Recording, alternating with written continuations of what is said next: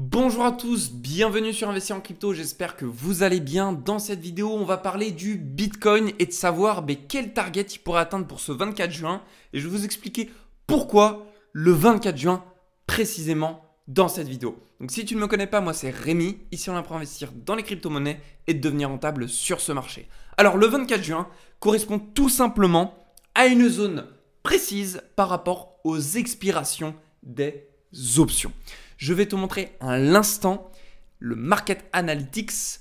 Ici, nous avons plus de 103 000 positions ouvertes, que ce soit des calls, que ce soit des puts, qui nous amènent un max win price à 30 000 $. 30 000 $. Donc, il y a de très fortes probabilités à ce que, à partir de ce 24 juin, c'est-à-dire dans 3 jours suivant l'upload de cette vidéo, que l'on se retrouve aux 30 000 $. Alors, oui, c'est surprenant, mais d'un point de vue spéculatif, c'est tout à fait probable. Il se peut qu'on fasse une mèche allant chercher pile ce niveau des 30 000 $ pour qu'ensuite on replonge tout en bas les 13 000, 8 000 $, ce que tu veux. Donc, je te fais cette vidéo à titre préventif. Je vais te montrer quelles sont les raisons qui nous poussent à aller chercher cette target, puisque c'est bien beau d'annoncer une target, mais il n'y a pas que l'expiration des options. Il y a aussi d'autres points à regarder et je vais te les évoquer dans cette vidéo. Donc ça, c'était le premier point. Le premier point, c'est l'expiration des options. D'ailleurs, je te montre même, il y a un dingo qui nous a mis aux 300 000 $, une position à plus de 16... Attends, combien 16 milliards d'USD. Est-ce que tu te rends compte à quel point c'est énorme? Donc je ne sais pas qui a fait cette position-là. En tout cas, il ne gagnera pas les gains qu'il a posés. En tout cas, il devra payer la taxe, puisque tu as une taxe lorsque tu t'investis en prenant des calls ou des puts. Je ne rentrerai pas dans les détails puisque je n'en ai jamais fait. Je suis uniquement là pour t'analyser, on va dire, donc l'expiration des options qui peut avoir un impact sur le Bitcoin. Mais comme je n'ai jamais fait d'options, je ne peux pas parler à ce niveau-là. Donc maintenant, je vais te montrer le deuxième point en tout cas, qui nous poussera le Bitcoin à aller chercher cette fameuse target des 30 000 $. Donc la deuxième raison qui nous pousse à partir à la hausse, c'est tout simplement que d'un point de vue daily, nous avons franchi la barrière des 55% d'acheteurs en termes de position sur le contrat futur de Binance. Ce que l'on remarque dans le temps, c'est quand on passe cette barrière des 55% d'acheteurs, ça veut dire qu'on a une majorité, ou en tout cas on commence à avoir une majorité de vendeurs se positionnant à effet de levier. Eh bien, il y a tout simplement un effet qui se crée, c'est-à-dire qu'on a une majorité de liquidités à aller chercher au nord, puisque beaucoup trop de vendeurs, du coup une opportunité pour les market makers à pousser le prix à aller à la hausse. Alors, il y a des faux signaux, cela peut arriver, comme par exemple, on l'a vu le 7 juin, on a eu un faux signal nous donnant cette opportunité d'achat, mais comme c'était dans un range, eh bien, on a tout de suite renversé les choses. On est parti de 45% d'acheteurs à 73% d'acheteurs, et ensuite, le prix est parti à la baisse. Donc, soyez vigilants, ça c'est un indicateur que je vous partage en tant qu'ancien trader, puisque si vous voulez, aujourd'hui, je ne fais plus trading, ça fait 2 mois que je n'ai pas lancé de position, donc je vous partage ça en tant qu'analyste, mais ça peut être, que ce soit un faux signal ou que ce soit un bon, ça peut être une donnée à prendre en compte en plus. Donc ça, c'est la deuxième des raisons qui nous pousse le Bitcoin à partir à la hausse.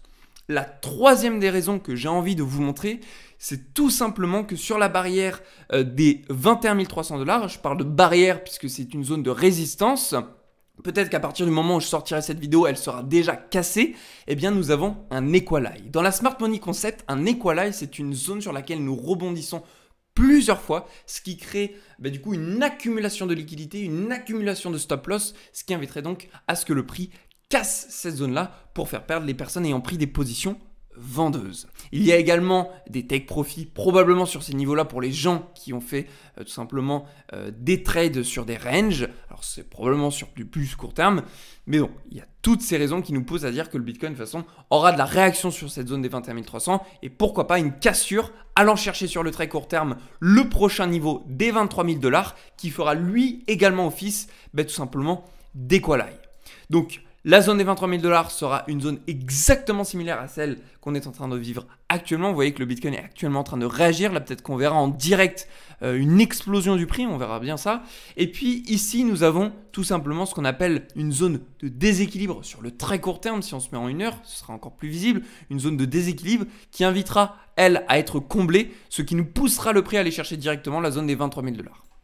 Ensuite, si on parle de la zone des 30 000 $, je vais vous la justifier à travers un graphique que j'aime beaucoup. C'est tout simplement le graphique du Bitcoin sur le Chicago Market Exchange. Nous avons un joli gap, un gap daily. Est-ce qu'il est weekly aussi ce gap? Il est également weekly. Nous avons ce gap compris entre la zone des 28 700 $ et la zone des 27 300 $. C'est une zone qui fera barrière pour le Bitcoin, tout comme nous l'avons vécu le 9 mai 2022. Et cette zone qui fera barrière correspond également au max pain price de ce 24 juin aux 30 000 $. Donc il y a toutes ces probabilités à que si on aille chercher cette fameuse target des 30 000 $, eh ben, qu'on y soit arrêté un petit peu avant, peut-être sur la zone des 28 000 ou 27 000 $.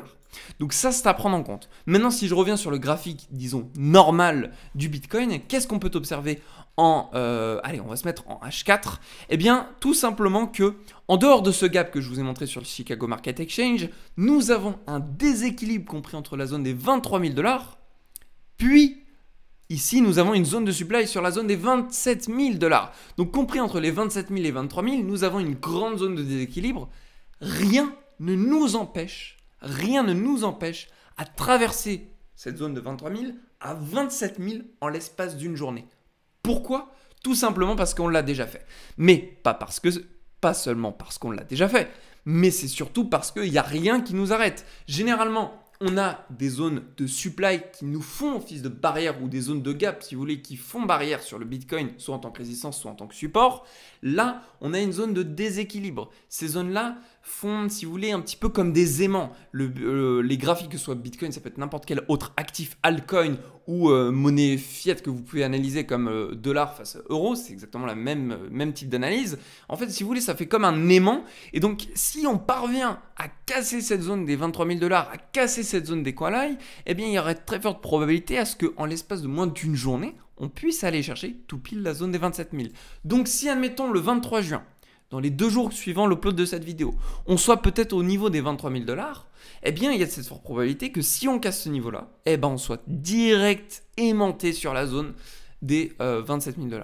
Alors, je vous dis ça, aimanté, je parle avec des mots pas trop techniques, mais c'est parce que c'est la réalité. En observant le Bitcoin, vous regardez dans le passé, eh bien, c'est tout simplement ce qui se passe par rapport aux zones de supply, de déséquilibre. J'avais fait un tutoriel sur la chaîne YouTube. Vous pouvez retrouver comment analyser le Bitcoin en 1 minute. Pas sur l'unité de temps, mais en moins d'1 minute, comment analyser sans indicateur. Et c'est vrai que cette méthode d'analyse nous permet d'aller très vite sur, comment vous expliquer ça, sur des zones pertinentes.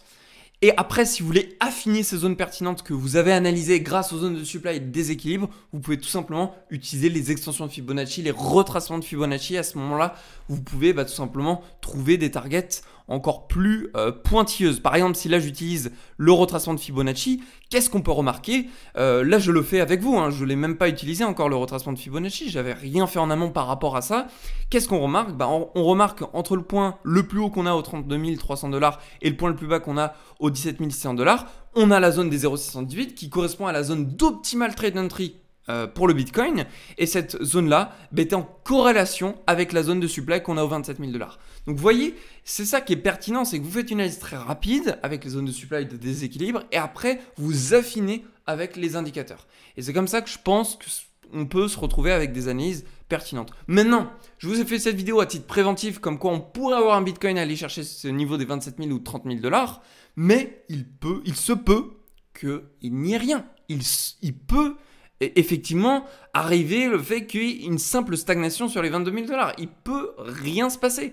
Voilà. Mais je tenais quand même à vous montrer ça, puisque c'est quand même quelque chose qui est inhabituel d'avoir autant de positions sur max pain price, d'avoir également un Bitcoin se retrouvant sur la zone des 50% position acheteuse sur le contrat futur de Binance. Je pense qu'aujourd'hui, c'est une vidéo quand même qui vous permettra d'avoir des infos que tout le monde n'a pas. En tout cas, j'espère que cette vidéo vous a plu, qu'elle aura pu vous permettre de savoir où est-ce qu'on pourrait potentiellement aller sur le Bitcoin. Je vous mets dans la description mon exchange favori qui est tout simplement BitGet, c'est l'exchange avec lequel je fais mes trades en mode futur.